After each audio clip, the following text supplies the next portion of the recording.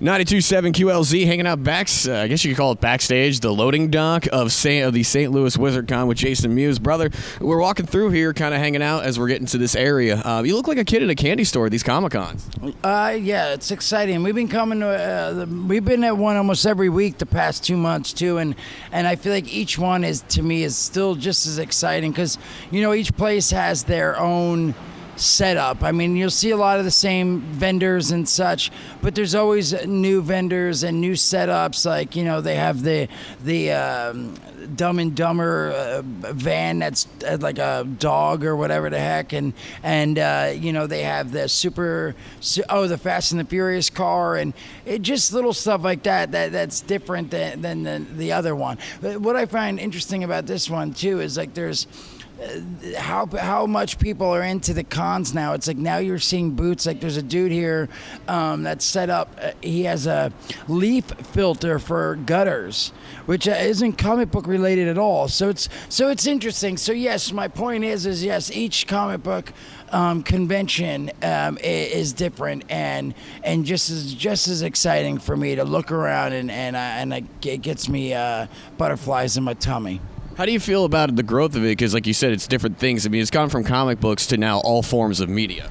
Yes, I mean, now it's, I mean, I've been going since, I think, 90, well, even before that. I mean, we used to, in Jersey, I started reading comics at 13, 14, and I remember going up at, like, 16, going up to New York to these little comic book conventions in the basements of churches in New York, and those were conventions to me at the time.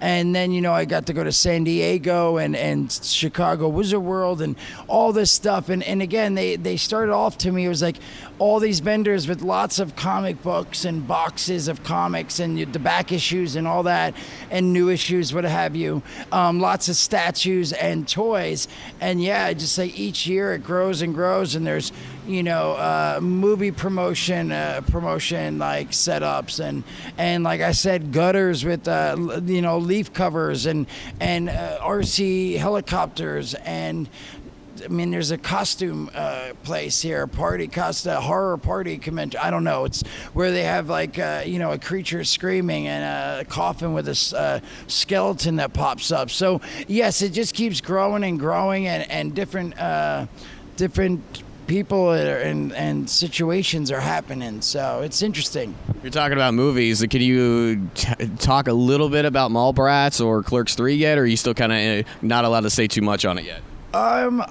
I don't know how much I'm allowed to say. Definitely, right now, Clerks 3, all I could say is it's sort of been pushed aside because there's, I believe, a scheduling or some kind of scheduling conflict or something. And instead of waiting to figure that out, we pushed and we're moving over to Mallbrats, which will hopefully be start shooting in October when Jason Lee is free. And I read the script last week, and it's awesome, and I'm really excited about it. I mean, Jay and Bob are going to be in it, and what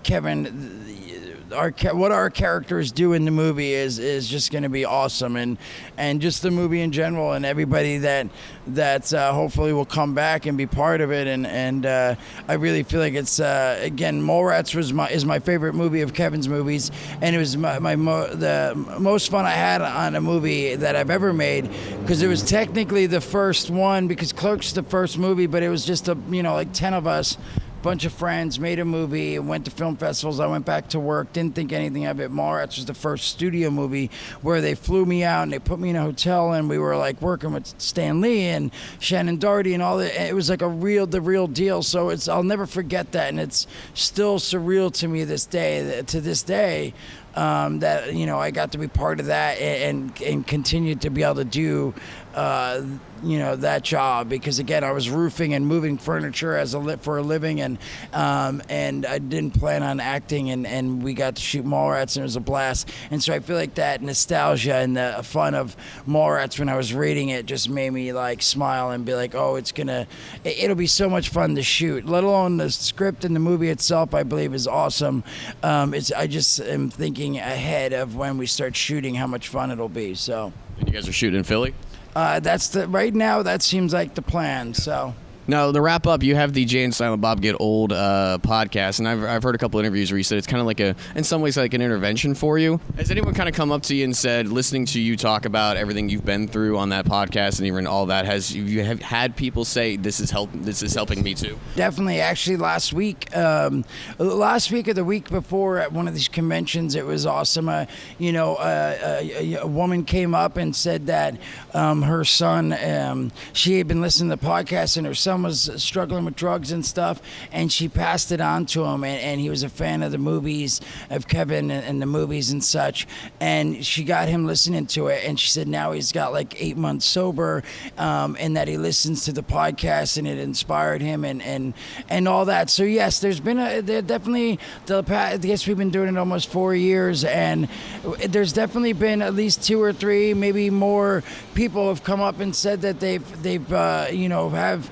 either they're sober or their cousin or their brother has been sober because they turned them on to the podcast, and it inspired them and my story and all that stuff. And one woman was even crying. This woman started crying and all this, and it's just amazing because I didn't plan on that when we started the podcast. It was sort of like, hey, put it out there, be accountable to all these people and me.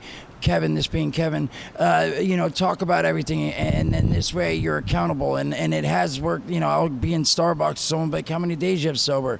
So it's been really cool for that reason. It's like, for me, I get to talk about stuff and never forget where I've been and tell them the horrible stories, even though when we tell them, I try to make, I can laugh at them now, but they're pretty ridiculous, and it was a bad place I was in. So talking about them reminds me I'm accountable to the people who listen, which is a big help for me. And then yes, like I said, I've heard a few people, and then even the last convention and this convention, someone has come up and said they're drug and alcohol counselors at some facilities, and they actually use the podcast as sort of a teaching tool, like, hey, look, like, and so that to me is awesome. Like, people are using it in their jobs, and people are listening, and it's even if it keeps one person sober, me being able to tell my story, that's like it's awesome for me, and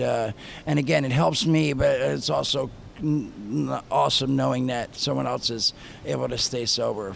So fantastic, man. Well, thank you for the time, brother. Much appreciated.